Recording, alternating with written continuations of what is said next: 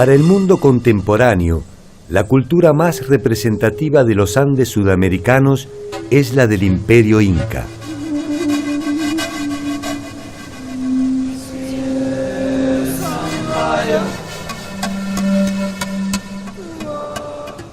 Sin embargo, la historia imperial de los incas representa apenas un siglo.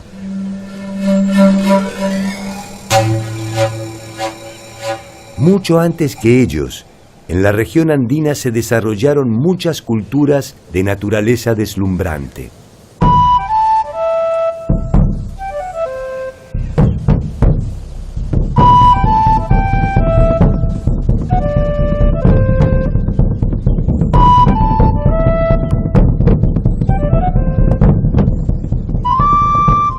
Conocer este mundo preincaico es una aventura siempre inquietante. La importancia de sus estructuras políticas y religiosas, sus increíbles desarrollos tecnológicos y su compleja forma de asociación desembocaron irreversiblemente en el mundo de los incas. Ciudades milenarias, recintos funerarios escondidos, dioses latentes y sueños incumplidos se reproducen a lo largo y a lo ancho del territorio andino como muestra de un modelo inédito de convivencia que puede proyectarse hasta nuestro presente. ¿Quiénes fueron y cómo vivieron los pueblos que precedieron a los incas?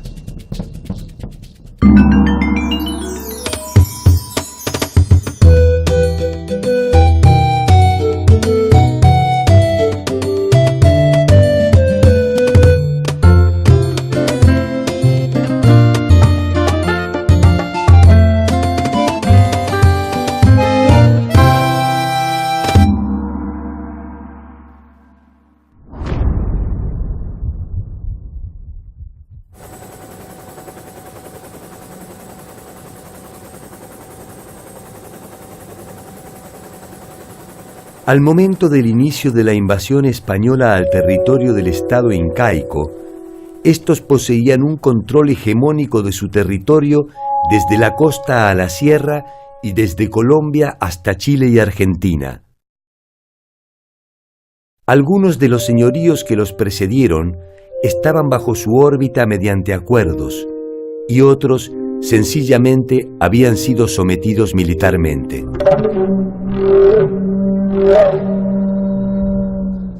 El mundo andino, sin embargo, ya había conocido formas de organización imperial menos extensas, pero igualmente efectivas.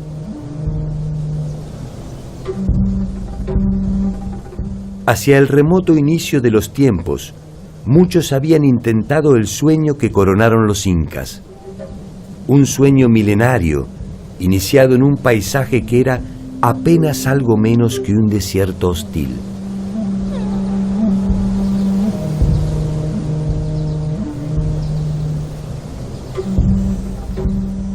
Resulta difícil pensar que allí germinaron las raíces de civilizaciones deslumbrantes.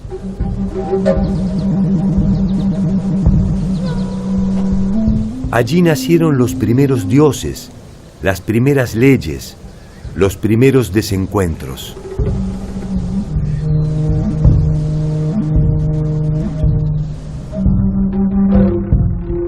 Hasta hace poco tiempo, Egipto, Mesopotamia, China e India eran consideradas por su antigüedad y complejidad como las únicas civilizaciones madre de la humanidad.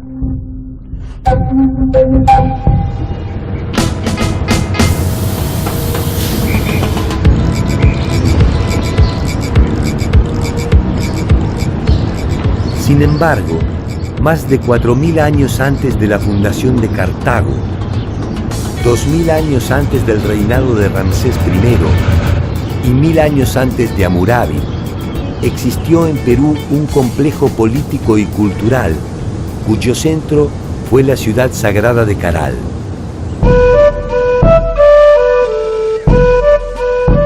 paso del tiempo ha dejado escasas huellas de la gran ciudad. La reconstrucción de sus edificios es trabajosa y ardua. Sin embargo, en esta aparente pobreza están las señales más antiguas y ricas del mundo latinoamericano. Entender qué nos dice este rastro de polvo es empezar a comprender la complejidad de nuestro tiempo. La ciudad de Caral posee una antigüedad de más de 5.000 años.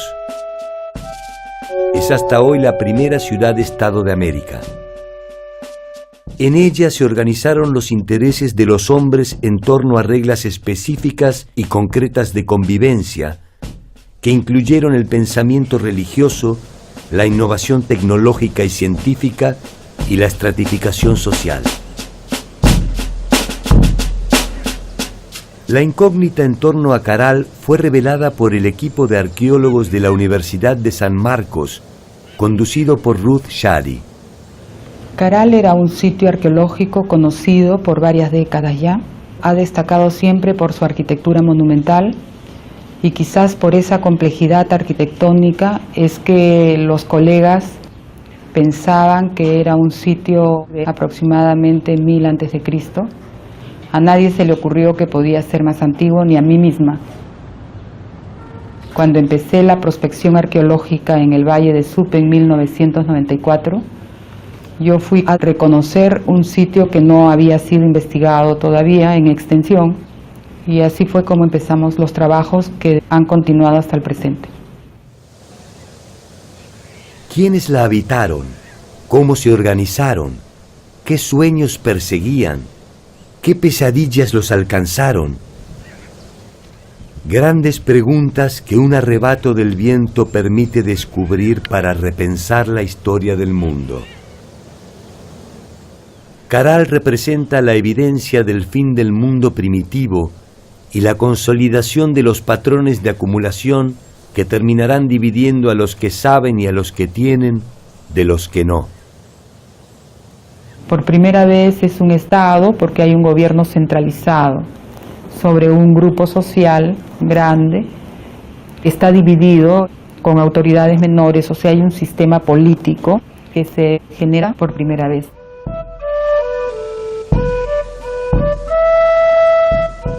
Extendida sobre una superficie de 50 hectáreas, posee 32 conjuntos arquitectónicos, entre los que se encuentran el templo del anfiteatro, la pirámide mayor y la pirámide de la galería.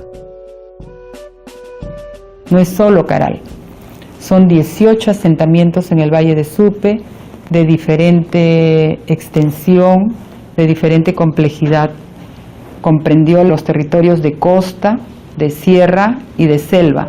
O sea, por primera vez en el Perú se tendió un eje de interacción entre las sociedades que poblaban las diversas regiones.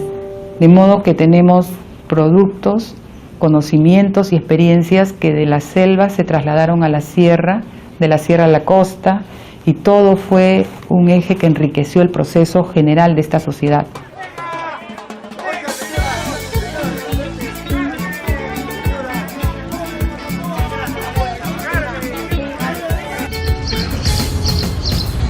Esta primera experiencia de convivencia entre los distintos biomas se proyectará en el tiempo.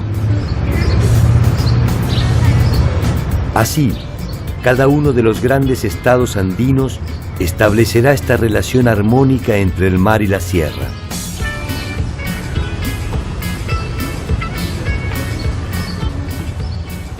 La importancia que tiene el sitio arqueológico es que testimonia el proceso cultural que dio origen a la civilización más antigua de América.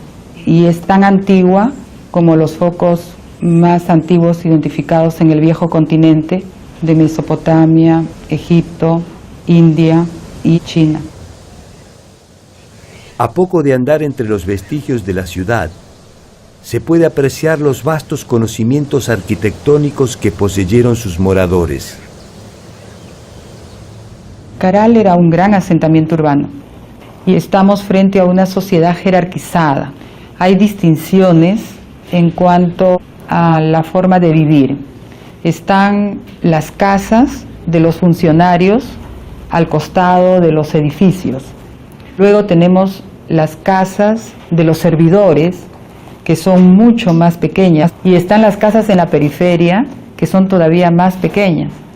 Entonces se nota que hay un modo de vida distinto de acuerdo a la posición que los individuos tenían dentro de la organización social. El salto cualitativo de la concepción urbanística y arquitectónica define a Caral como una morada destinada a los dioses, y los que ordenaron su construcción no pueden ser otra cosa que sus intermediarios. La ciudad testimonia eso.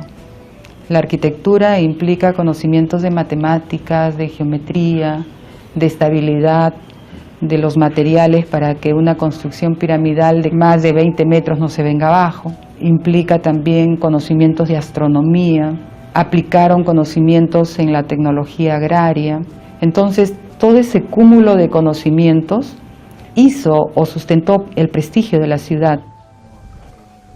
Reconstruir la maravilla de la ciudad es un trabajo delicado que exige a los arqueólogos su máxima atención. Cada piedra es algo más que una parte decisiva de una edificación. Sobre ellas reposan un contenido espiritual y uno político, que en algún sentido son lo mismo. En esta etapa del desarrollo civilizatorio, el Estado utilizó mucho de la religión.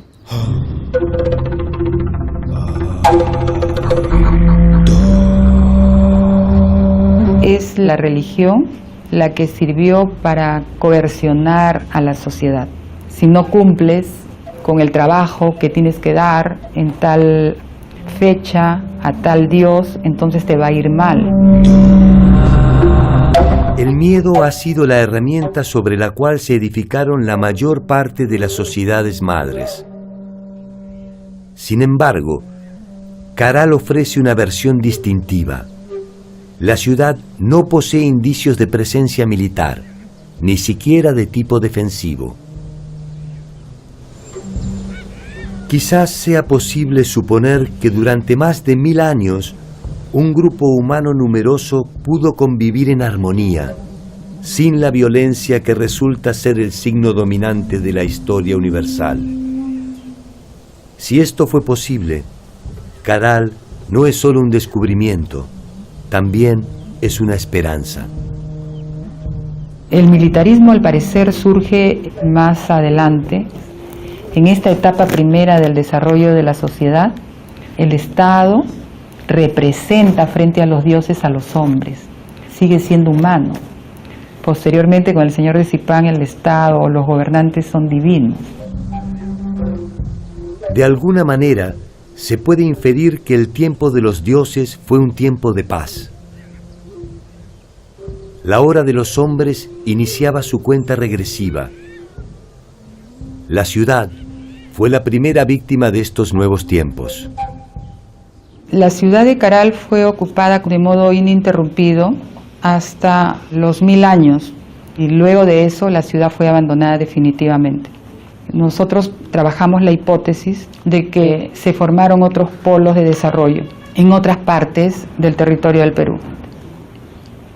Otras sociedades que habían estado participando sin ser el centro, empezaron a desarrollar también modelos de vida civilizada, tanto en el norte como en el sur, y generaron otros focos que incorporaron otras sociedades, y eso es lo que creo yo reemplazó en prestigio a Caral progresivamente. Caral es el descubrimiento más trascendente de la arqueología reciente. Es allí donde se encuentra la matriz del mundo andino, el primer eslabón de una serie de culturas que terminarán desembocando en el célebre estado inca. Una cadena que exige detenernos en una serie de culturas que nos darán el ADN definitivo de un tiempo tan majestuoso como inusual.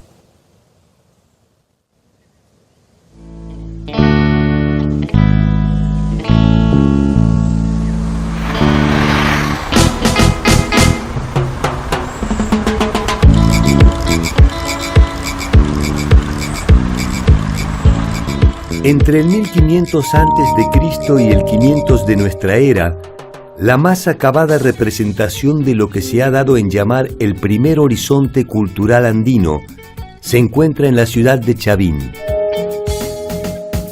Desde la sierra norte del Perú, en la provincia de Huari, y hasta más allá del territorio actual de Ecuador, la cultura chavín estableció su área de influencia y predominio.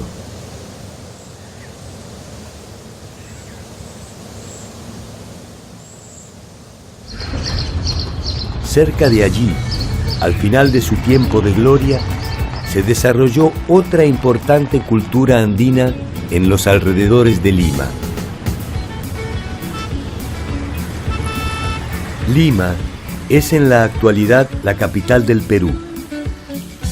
Los conquistadores españoles la llamaron la Ciudad de los Reyes y establecieron allí la sede del gobierno colonial.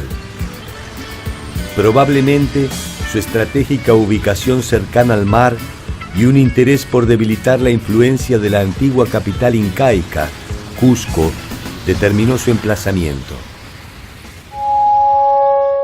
Entre el año 200 y el 700 de nuestra era, en torno a los valles linderos a los ríos Rímac, Chillón y Lurín, se desarrolló la cultura lima. Allí se combinaron los patrones clásicos de las sociedades andinas: la siembra, las obras hidráulicas, la construcción de caminos, el intercambio y la pesca. Muchos de los vestigios concretos y espirituales de los Lima se revelan hoy a orillas del mar en el adoratorio de Pachacamac. Pachacamac está vinculado con toda la mitología costeña y fue un centro de peregrinaje y de devoción muy importante. Y los incas lo mantuvieron y le dieron la debida importancia, a tal punto de que había un Abyaywasi en Pachacamac, una suerte de monasterio de religiosas del culto al sol y del culto a las divinidades incas. Fue un centro religioso importante para ellos. Los incas entienden la trascendencia del adoratorio y lo incorporan como centro de peregrinación, y no tardan en acordar con los curacas locales la construcción de nuevos edificios.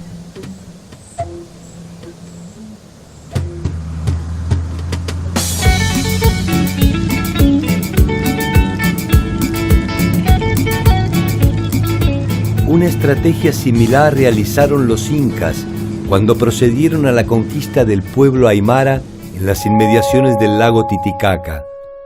Para aquel entonces, el majestuoso centro ceremonial de Tiahuanacu había sido abandonado.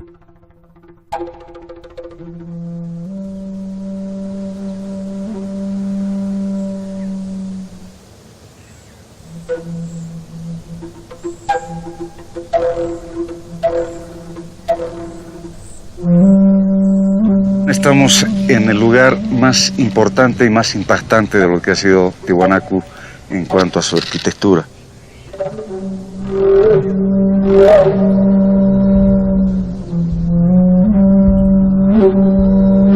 Tiahuanacu es un conjunto de pueblos, un conjunto de grupos étnicos. En Tiahuanacu se hablaba el quechua, se hablaba el aymara, se hablaba el puquina, se hablaba el chipaya, en fin, había una enorme cantidad de lenguas, así como pueblos. El lago Titicaca, ubicado a 3.850 metros sobre el nivel del mar, no era solamente un accidente geográfico. Era el símbolo de un imperio milenario en el que se sentaron las bases de la organización andina. Para los tihuanacotas, fue en su capital donde se produjo el origen del mundo.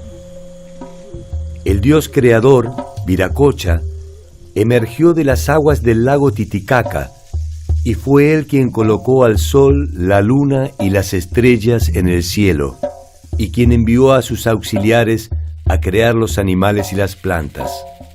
Fue él quien talló en piedra a los hombres, les dio vida y los entregó al mundo.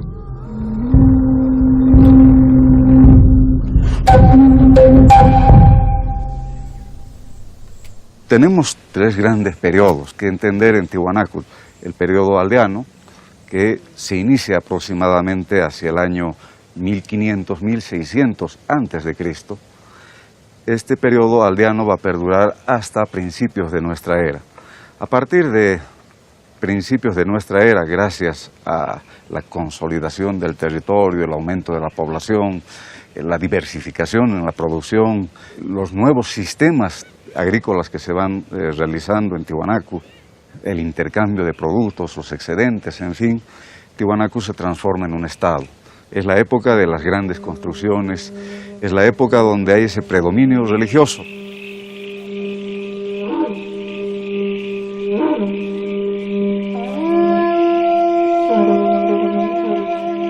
Tiahuanacu había sido el centro político y religioso de un amplio territorio que hacia el año 500 después de Cristo ya se constituía como una importante referencia que se materializaba en su imponente concepción urbanística. Los templos están relacionados con la parte de la cosmovisión andina. Muchos de ellos están jugando un papel relacionado con lo que son sus cultos, sus dioses, y sobre todo vamos a ver la importancia que tiene la astronomía en cada uno de estos templos, convirtiéndose en verdaderos calendarios que les están dando las fechas para las fiestas, como para también la época de la siembra. Las pirámides, las construcciones elevadas que están relacionadas al sol, la luna, las estrellas, los astros. También están los dioses del Acapacha, lo que son las construcciones al nivel del suelo, de piso, como el Acalasasaya. Y finalmente los templetes subterráneos, que están más vinculados a las divinidades de la fertilidad, la fecundidad. El templete semisubterráneo posee una planta cuadrangular demarcada con muros de arenisca roja que fueron sostenidos mediante 57 pilares. Sobre sus paredes se encuentran 157 cabezas enclavadas que representan una diversidad de etnias que resulta decididamente desconcertante.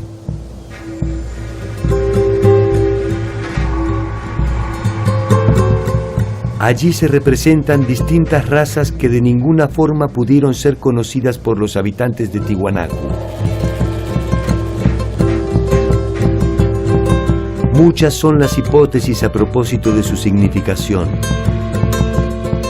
Para algunos, representan la morfología de los diversos pueblos sometidos por el imperio Tiwanaku. Para otros, se trata de un ensayo de Viracocha para la creación de la pareja original que poblaría el mundo. Los tiwanacotas proyectaron y realizaron obras monumentales, entre las cuales se destaca la maravillosa Puerta del Sol, cuyo emplazamiento original es todavía un enigma. La Puerta del Sol nos está mostrando un complejo calendario, un calendario de carácter solar, lunar y a la vez agrícola. Los personajes alados están 15 a cada lado, nos muestran los 30 días del mes y vamos a tener 11 pequeños soles, más el 12º, que es el dios solar en la parte central, que nos está mostrando también esa división de 12 meses en el año. A 1000 metros del lugar se encuentra el área del Pumapunku, cuya estructura inicial fue elegida por los incas para sus ceremonias, banquetes y celebraciones. En esta área podemos encontrar trabajos de lo que ha sido el manejo de la piedra, bloques de más de 180 toneladas de peso que fueron trasladadas desde la serranía que tenemos allá donde están las canteras, donde se extraía los bloques de piedra para la edificación de estos templos. Uno de los mayores bloques justamente es esta plataforma que tiene un peso de 185 toneladas, que eran parte del templo, el magnífico templo que se encontraba justamente hacia la salida. Al fondo se puede apreciar la montaña del Illimani, está justamente hacia lo que es uno de los principales achachilas, uno de los principales apus protectores de este sitio.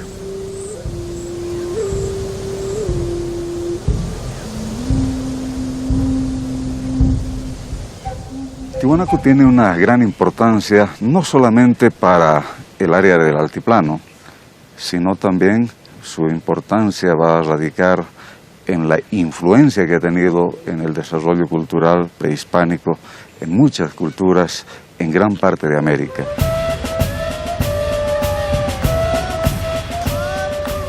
El pueblo aymara es hoy una de las comunidades más representativas de ese pasado, y la mayor parte de la población actual de Bolivia es descendiente directa de esta etnia.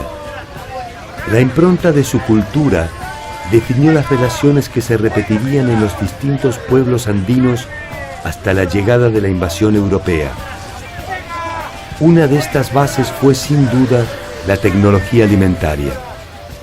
Teníamos varios sistemas en la parte agrícola. Vamos a tener lo que son las tacanas o las terrazas de cultivo en las partes altas, donde preferentemente se da producción de papas macho. Hoy en día contamos con más de 400 variedades de papa que han sido productos justamente de Tiwanaku. Por lo tanto, la influencia, la importancia que ha tenido en la región ha sido bastante grande. También tenemos las cochas o cotas, que son lagunas artificiales. Solamente en este valle tenemos más de 400 que servían como acopio para el agua, tanto para la agricultura como para el pastoreo de los camélidos. Y la mayor tecnología de Tiwanaku es lo que constituyen los sucacoyos, que son camellones irrigados mediante canales, donde podían ellos cultivar 3-4 veces al año. No solamente tenemos el desarrollo en la agricultura, sino también en lo que es el pastoreo, la crianza de camélidos. Merced a ellos se tornó industrial la producción de carne desecada conocida como charqui. Esta innovación tecnológica permitió la intensificación de los intercambios. Su prosperidad no tardó en producir la necesidad de expansión territorial en busca de espacio para la agricultura.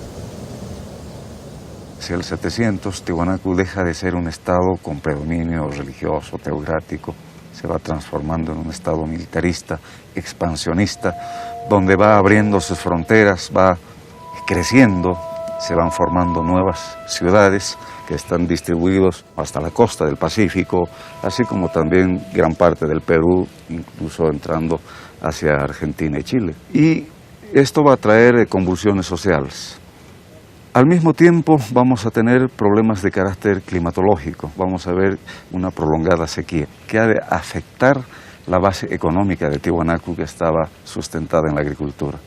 Este colapso hace que Tiwanaku empiece a desintegrarse, a dividirse en pequeños grupos.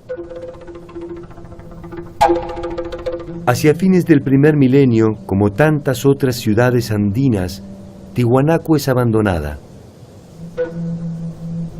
Había alcanzado más de 6 kilómetros cuadrados de extensión y llegó a tener más de 30.000 habitantes.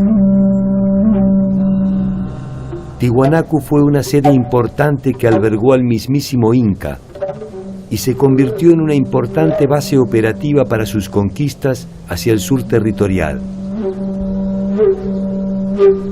Tiwanaku fue un centro productor de conocimiento y espiritualidad. La importancia de Tiwanaku trascendió su apogeo y su caída. Quedan por descifrar muchos eventos que aún carecen de nombre propio.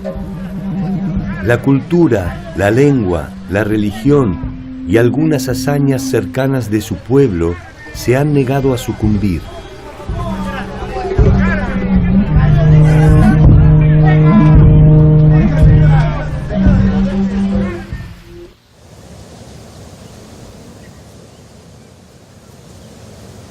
Según la leyenda, la ciudad de Chanchan fue fundada por un mítico líder que habría llegado del mar.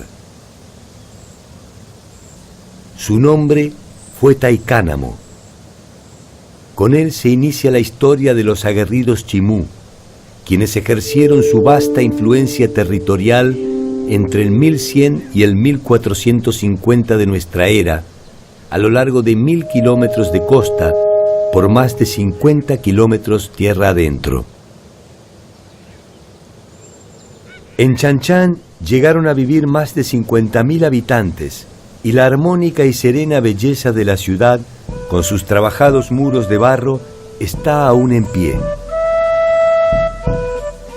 Los chimús protegieron específicamente sus conquistas agrarias y no dudaron en ejercer su poderío militar para asegurarse el control de los cauces de agua que garantizaban la siembra. Proyectaron y realizaron acueductos, diques, canales, acequias y pozos. Combinaron el cultivo del maíz, maní, ají, algodón y palta. Su artesanía fue fundamentalmente utilitaria y desarrollaron un eficaz aprovechamiento de la totora que les sirvió para la realización de viviendas y balsas. Su tecnología marítima es visible aún en muchos pueblos de pescadores. Sus conquistas se extendieron hacia el norte y el sur de Chan Chan, y nada parecía poner en duda su hegemonía. Nada hasta que debieron toparse con los ejércitos del Inca Pachacútec. La conquista de Chan Chan no fue una empresa fácil. Capac Chimú comanda a su pueblo cuando los incas se plantan a las puertas de su territorio. Los chimú se niegan a sumarse al incario y por varias veces rechazan al multitudinario ejército imperial. La victoria será solo pasajera. Los incas reafirman su alianza con los curacas del Rímac y un nuevo ejército, más grande y más poderoso, desemboca finalmente en la rendición de Capac Chimú.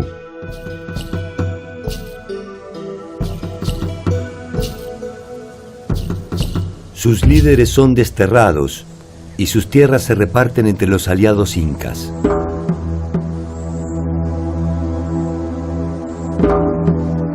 La ciudadela de Chan Chan, sin embargo, ha llegado hasta nuestros días con su silencio de barro para dar por sentado que cuando se trata de los chimú, ninguna rendición es definitiva.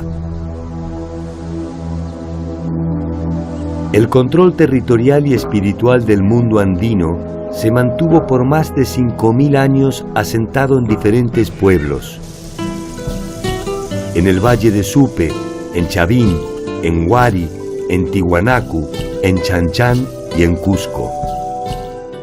Su organización estatal fue evolucionando hacia formas cada vez más complejas, que sin embargo no abandonan los principios fundamentales que le dan cohesión. Cuanto más tiempo pasa, más andinos son. Una de las claves de su funcionamiento es la integración de todos sus habitantes a un sueño colectivo fuertemente regulado por el Estado. Uno de esos sueños, entre el año 100 y el 600 después de Cristo, se manifestó en una compleja y elevada organización sociopolítica identificada como cultura moche o mochica. La cultura moche o mochica surge y se desarrolla en un territorio de cerca de 700 kilómetros que cubren gran parte de los valles de la costa norte del Perú. Los mochicas comienzan a surgir aproximadamente en los primeros años de la era cristiana y terminan, suponemos, alrededor del siglo VI o VII de nuestra era. Un largo periodo en el cual desarrollaron una extraordinaria cultura sustentada por la irrigación del desierto.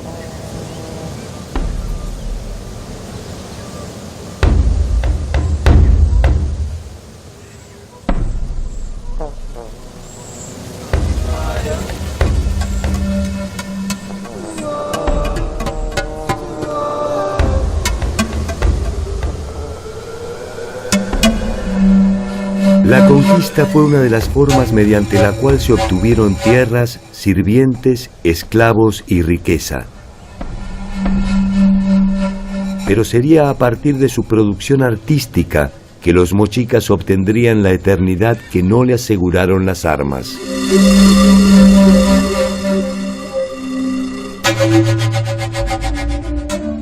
Sus trabajos de metalurgia constituyen una importante muestra de la capacidad tecnológica de los mochicas y poseen no solo una calidad formal inusual, sino un carácter simbólico que nos permite establecer algunas consideraciones a propósito de sus formas de agrupación. La presencia de una fuerte ornamentación en la representación de sus señores es el indicio de una sociedad jerarquizada que monopoliza no solo las decisiones políticas y militares, es también la base desde la cual puede presumirse el carácter sagrado de sus gobernantes. El oro como metal sabemos que no tenía ningún valor comercial.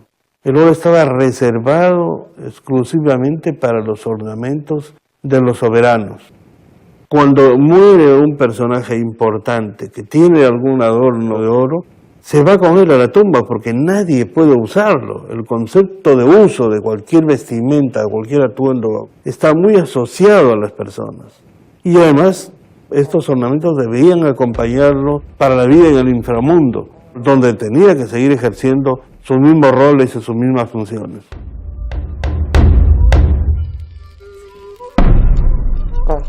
La cerámica moche atravesó todos los estadios posibles de la manifestación artística y es, sin lugar a dudas, una de las más atractivas y delicadas de la historia de la humanidad.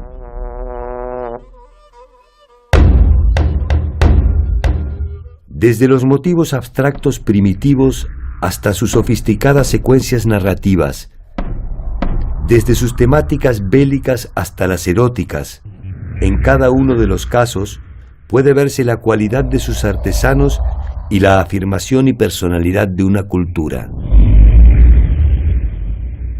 Sus cabezas modeladas poseen un grado de realismo, técnica, expresividad y sensibilidad que rara vez han logrado otros artistas, quizás menos anónimos.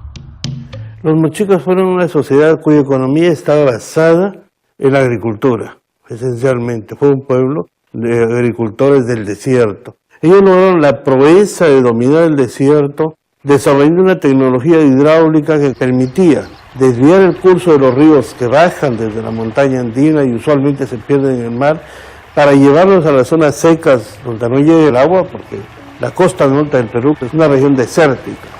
Ellos lograron desarrollar un sistema de irrigación extraordinario que incluso hoy los peruanos en esta región no podemos superarlo. En su territorio dan cuenta hoy de su grandeza dos obras monumentales, la Huaca del Sol y la Huaca de la Luna. La Huaca del Sol mide 18 metros de altura y su base rectangular tiene una extensión de 136 por 228 metros. Esta construcción piramidal es probablemente la edificación más imponente del Perú. Su significación se completa con otra huaca de menor tamaño, pero igualmente sugestiva, la Huaca de la Luna. Estas huacas son sin lugar a dudas el resultado de un trabajo comunal, probablemente alguno de los tantos servicios de la reciprocidad que exigían sus gobernantes, y nos dan a entender la importancia de este centro ceremonial. Muchos de los misterios de esta cultura guerrera han comenzado a develarse a partir de un descubrimiento sorprendente, la cámara funeraria del señor de Zipán. Las tumbas de Zipán fueron descubiertas a raíz del inicio de un saqueo en el monumento de Zipán. Se descubre una tumba con algunos objetos de oro y se desata una verdadera fiebre de oro en el pueblo.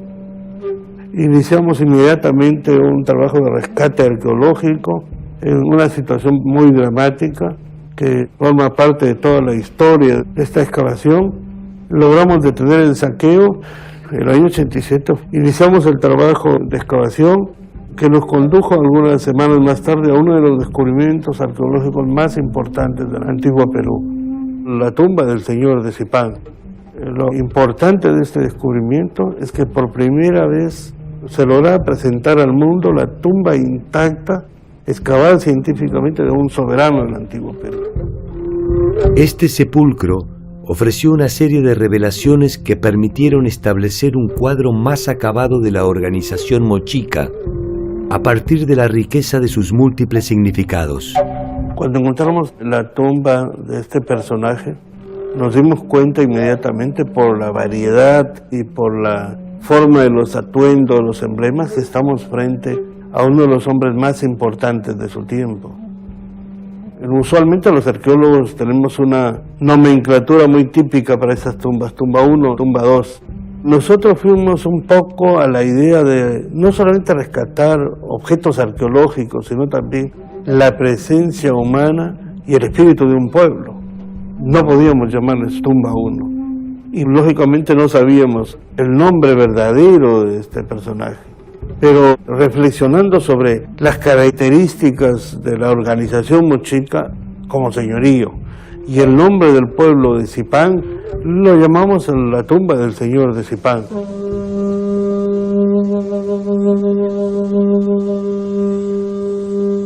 Se trata de un recinto abierto con paredes de adobe que mide 5 metros por 5. Al centro del espacio se ubicaba el ataúd del señor de Zipán, confeccionado en madera y envuelto en sus atuendos e insignias de mando. A ambos lados se encontraban los entierros de 2 acompañantes varones, uno de ellos, ubicado en la misma posición que el señor de Zipán, sería presumiblemente un jefe militar. Opuesto a él se encuentra otro personaje de rango que ha sido identificado como un jefe de protocolo. Un perro los acompaña, probablemente siguiendo las tradiciones que los indicaban como guías en el viaje hacia el más allá. La parte central de la cámara funeraria era el ataúd conteniendo el ajuar del señor de Zipán, que envolvía el cuerpo del señor al momento de su muerte. Este ajuar estaba compuesto por un conjunto maravilloso y extraordinario de ornamentos de oro, plata, cobre y cobre dorado, vestimentas, atuendos. La mayor parte de ellos son emblemas de rango. En la esquina suroeste de la cámara se encontraba un niño de aproximadamente 10 años, el techo, y sobre el techo el guardián que cuidaba la tumba. Y el guardián tenía los pies amputados como una señal simbólica de que no debía abandonar su puesto de vigilancia para la eternidad. Finalmente el último acompañante estaba colocado en una de las paredes en posición sedente, como un vigía, custodiando la cámara de su señor. Este conjunto de acompañantes probablemente fueron parte de su séquito real, que tenían la obligación de acompañarlo en su muerte. La disposición de los cuerpos y el hallazgo de más de 200 vasijas escultóricas que representan personajes de importancia definen la noción de la muerte como un viaje hacia la eternidad, en el cual el noble es acompañado por un séquito que ha sido sacrificado a tal efecto. Los expertos han determinado, pese al delicado estado de sus restos, que su edad oscilaría entre los 45 y 55 años. Probablemente haya sufrido una incipiente artrosis en su columna vertebral. Los estudios no pueden determinar la causa de su muerte, pero se ha descartado que ésta se haya producido en forma violenta. En Zipán se han registrado un total de 13 tumbas que pertenecen a diversas épocas y a la compleja jerarquía de los gobernantes mochicas. En la cúspide estaba el señor de Zipán con una autoridad triple, militar, política y civil. Debajo de él los sacerdotes, debajo los jefes militares y después el entorno cortesano que estaba compuesto por asistentes militares y asistentes religiosos de segundo nivel. Siempre los personajes principales al centro y alrededor los personajes de menor rango. Pero lo más importante es que cada tumba refleja el rol y función del personaje en vida. Las sociedades andinas poseían un fuerte grado religioso. La condición eterna de sus líderes implicaba un profundo ritual que probablemente se preparaba con mucha antelación. El final era percibido como un paso más en el ciclo eterno. De ello se desprende que la separación entre la vida y la muerte era observada con cierta naturalidad.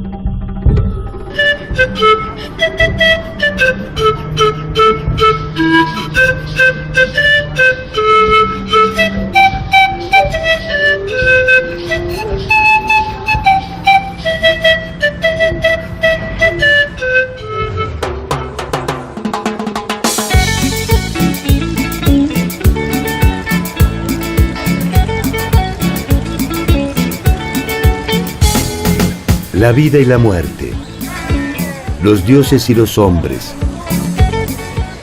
la siembra y la cosecha. La dualidad del ser andino permite explicar el mundo mediante opuestos que forman una sola entidad. La maravilla de los Andes no reside en los extraordinarios conocimientos de navegación de los Chinchas, ni en las deslumbrantes huacas del sol y de la luna, tampoco en la religiosidad de los pueblos del Valle de Lima, ni en las increíbles obras de ingeniería hidráulica de los Nazcas.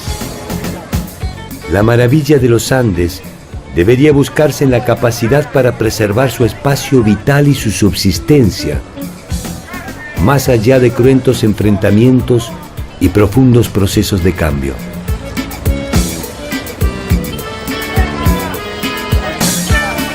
Quizás sin saberlo, somos esas mismas huellas que nos ofrecen la oportunidad de protagonizar un nuevo nosotros. Como aquellos hombres, avanzamos en busca de las mismas sensaciones: seguridad, progreso, estabilidad, bienestar, un equilibrio complejo y que nos condena a vivir balanceándonos constantemente sobre el filo del bien y del mal.